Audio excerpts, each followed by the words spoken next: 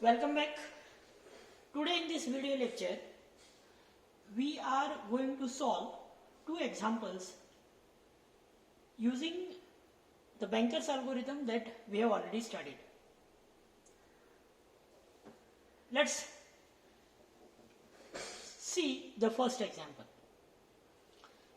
Let us consider that there exist 5 processes, categorically P0, P1, P2, P3, P4. And let us assume there exist 3 resources, categorically A type, B type and C type. Let's also assume that let there be 10 instances of resource A type, 5 instances of resource B type and 7 instances of resource C type. Clear? Let's define the initial value of 3 variables which are a part of data structure. So far as banker's algorithm is concerned, we have already studied it. First is allocation, second is max and third is available. So all the processes that we have considered from P0 to P4, let the allocation status at a particular time be 0, 1, 0. 0 is for process resource A type, B is for resource B type, C is for resource C type. The same way 2, 0, 0 for P1, 3, 0, 2 for P2, 2, 1, 1 for P3 and 0, 0, 2 for P4 categorically. And for the same process, we do have a max variable value, the max requirement of the resources, and that is categorically A, B and C is 7, 5, 3 for P0, 3, 2, 2 for P1, 9, 0, 2 for P2, 2, 2, 2 for P3 and finally 4, 3, 3 for P4. So the final variable is available and the value of available is computed as 322. How do we get this value? 332. How do we get this value as 332? Okay. So after allocation of the available resources, how many resources are available originally? 10 A type, 5 B type, 7 C type. So after I have done the allocation, at certain stage, what is the new status of availability? It is this. So if I'll add this 2 plus 3 plus 2, so it comes out to be 7, right? 0 plus 1 plus 1, it comes out to be 2, right? 2 plus 1 plus 2, so it comes out to be 5, right? So if I subtract 10, which is originally 10 by 7, what do I get? So A type of resource availability becomes 3. So in this case, B type of resource, it is 5 minus 2. So it also comes out to be 3. And C type total is 7 and at present availed is 5. So it comes out to be again 2. So 3 of A type, 3 of B type and 2 of C type. This is what is the new status of availability after the allocation is already done to all the processes. So this is what is the value that we have computed for available variable. Got a point? And next thing that we need to compute now is need matrix. So whenever you are asked to solve a problem of deadlock using banker's algorithm, what will be given? Number of resources will be given, number of processes will be given, number of resources and their instances will be given, the allocation matrix and the max matrix will be given, wherein available is something that we need to compute. We have just seen how to compute available. And need is something that we need to compute. Let's compute need and find out what is the value. So now, so far as need is concerned, need for what? All the processes, P0, P1, P2, P3 and P4. So what is the need of P1? There are already, we know how many resources are available originally with the system. Now we know how many are allocated already, and we also know how many resources are available. So based on maximum requirement of the resources, and the maximum resources allotted, I can find out the need. So what is the need? So after one resource of B type is allotted to P2, how many more resources are required by P0? See, P0 has already received one resource of B type. What is the max? 7, 5 and 3. So what is the requirement, more requirement, what is the more need for P0 to complete execution? Obviously it is going to be, so these are A, B and C, all three types. Obviously it is going to be 5 minus 1, so it is going to be 4 and remaining 0, 0, so it will remain as it is 7, 4 and 3. Similarly for P0, it is going to be 1, 2, 2. So for P1 it is 1, 2, 2. So how it is 1, 2, 2? Already P1 has received 2 resources of A type, right? What is the max value? P1 is allowed to procure maximum 3 resources of A type, maximum 2 resources of B type, maximum 2 resources of C type. Out of which P1 has already availed 2 of A type, 0 of B type, 0 of C type. So when I subtract 3 minus 2, I get 1. When I subtract 0 from 2, I get 2. When I subtract 0 from 2, so this is how the need of P1 becomes 1 to 2. Similarly, I have already computed the need, that is for P3, that is for P4, P3 and that is for P4. So this is how, step number 1, we need to compute available. Step number 2, we need to compute need. The moment you calculate these both values of these both variables, 2 marks in your pocket. Now we'll go ahead and we'll try to solve this example. Okay. So what are the formulas that we are going to use, by the way? What are the formulas that we are going to use? So we need to calculate, we need to allot the resources to the process, and we need to convert finish of I to true if all the requirement of the resources for a given process is met. Right? So what we'll do, we'll start with P0. What is the requirement of P0? 7, 4 and 3. What is available? 3, 3, 2. See, available is lesser than need, right? So it must be, see, available resources must be always greater than the requirement, right? So P0 cannot be taken up for execution. P0 cannot be given those many resources which are required by P0,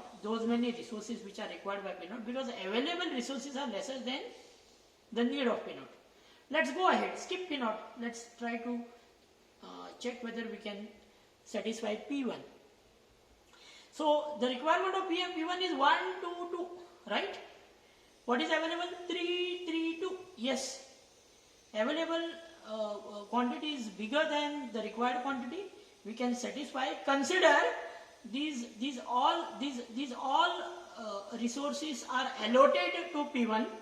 P1 has successfully executed, and once P1 completes his execution, P1 is going to give the already availed resources back to the system.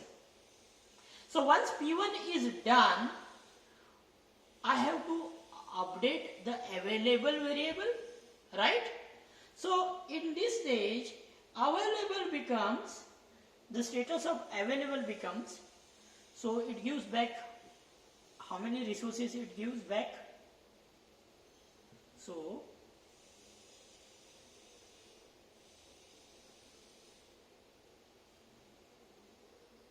this is what P1 gets, and this is what P1 is already having. So this goes back to the system. What is that number? 2. 2 of resource A type goes back to the system, right? Along with, of course, all the 3 which are given to process for execution. So process avails all these things and then returns it back. So what goes back is 3. So I add 3 plus 2, so it becomes 5. Nothing additional goes back because this is what is already there in this tally. So I'll say 5, 3, 2. So available becomes 5, 3, 2. Available becomes 5, 3, 2. So P1 is done. Let's move ahead with P2. So P1 is true now. P1 is done. Let's say P2. So P0 is not done. P0 is false. Okay. Let's see for P2. So P2 requirement is, so new available is 352. Okay. So P2 is what? 600. P2 is 600. So A type of resource requirement for P2 is 6. So I don't have that resource. So P2 cannot be satisfied. Let's move on to P3. Available is same. P3 requirement of resource A type is 0, then B type is 1, C type is 1. Okay. Now what is available? 5, 3, 2. So this is greater than what is needed. Okay. Consider that these resources are allotted. Then what will be returned back to the system? The available will change. So P3 is returning back 211. So that becomes 7. So new available becomes 7, 4, 3. So if I add 2 to 5, 7, 1, 2, 3, 4, 1, 2, 2, 3. So 7, 4, 3 is the new available. So this is false. So 3 is okay. This is true, and okay. P2 is false. P2 is false. P3 is true. Let's see P4. So P0 is false. P1 is true. P2 is false, and P3 is true. Let's see P4. Let's try with P4. So new available is 743. P4 demand. P4 demand is 432. 432. 4 is lesser than 7. 3 is lesser than 4. 1 is lesser than 3. So demand can be fulfilled. So what comes back?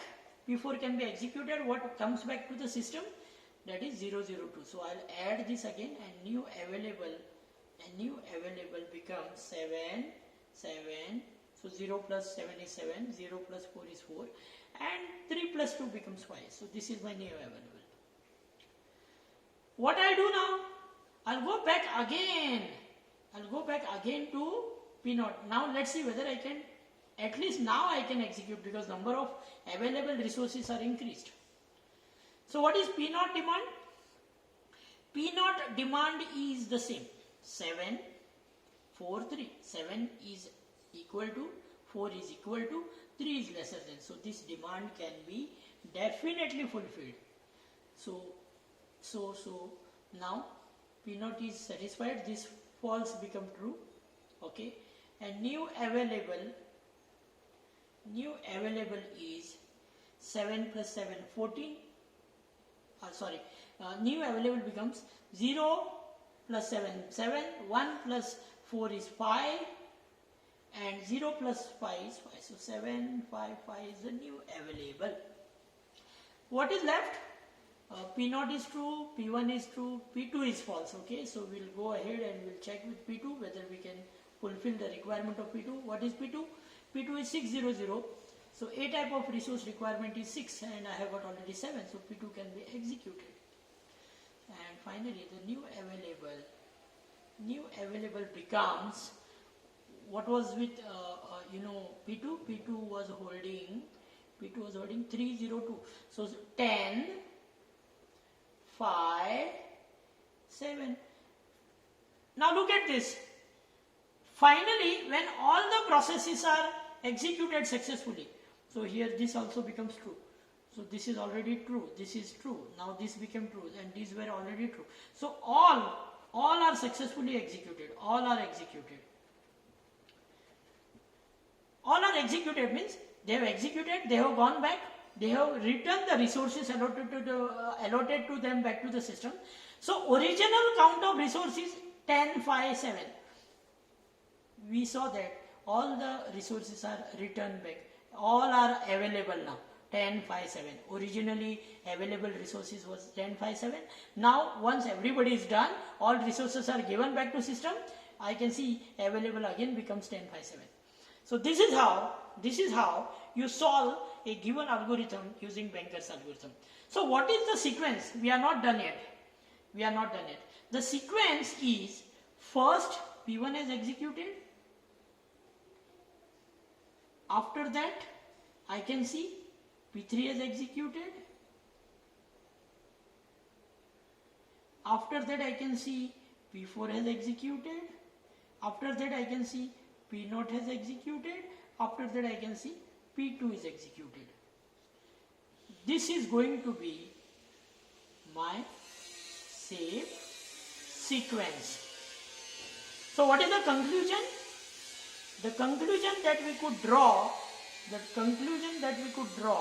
is,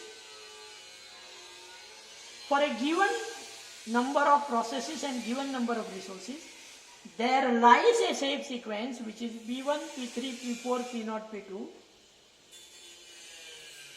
And since there lies a safe sequence, following processes can be allotted with following resources, and there is a assurance that there will not be any deadlock.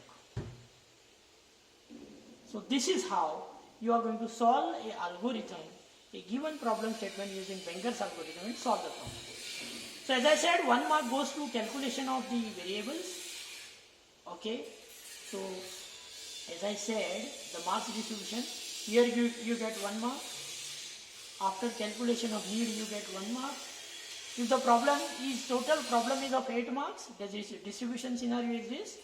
And for every step, maybe, or including all the steps, sometimes you may come across more steps or less steps. So for this, I'll say there are,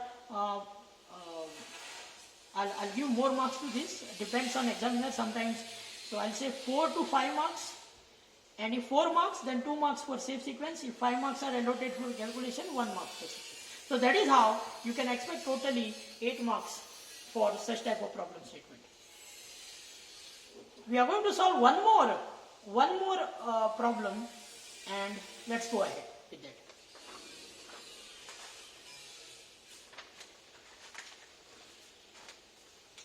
Okay.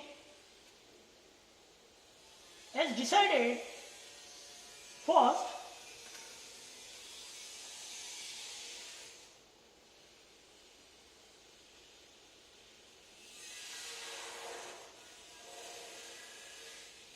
okay, we'll see this example in the next video. Let's cut it short.